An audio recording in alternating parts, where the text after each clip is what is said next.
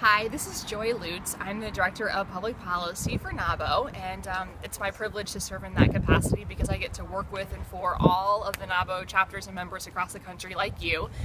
This is the first in a series of the Public Policy 101 that we're going to be starting to really hopefully help you understand more what we can do together, working with you at NABO National to engage you in public policy.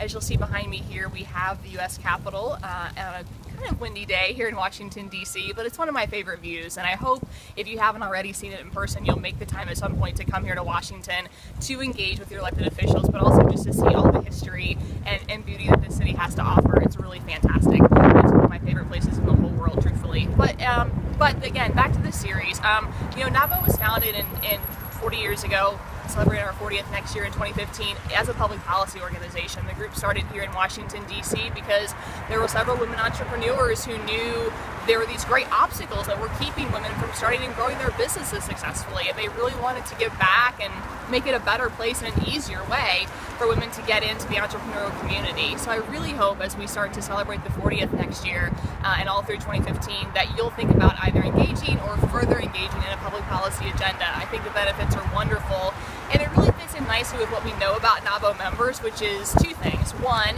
you're super optimistic. All the surveys and studies and just conversations we have reveal how positive you are and how certain you are about the future and confident in being able to grow and contribute to the economy and to your communities. And second is that you really have this desire to give back, not just to your community, but to communities all across the country. And I think public policy is a great way to do that. I mean, we think of it this way. You're an expert in running your business. You know what it takes to succeed, what's keeping you from succeeding further, what obstacles you may have had to face when you were starting your business, and we can use all that expertise to converge your opinions and your feedback with fellow NABO members. So the message is really amplified here in Washington, D.C. and all across the country, so that not just women entrepreneurs of today, but of tomorrow as well, don't have to face those same obstacles or go over those same hurdles to start and grow their businesses. And it's really just a wonderful gift, I think, to impart on our fellow entrepreneurs as well as the ones coming behind us. Now, obviously in politics, as you've all heard, there's gridlock and partisanship and nastiness from time to time and compromise and sometimes winners and losers. Just like in business, there's risk and reward.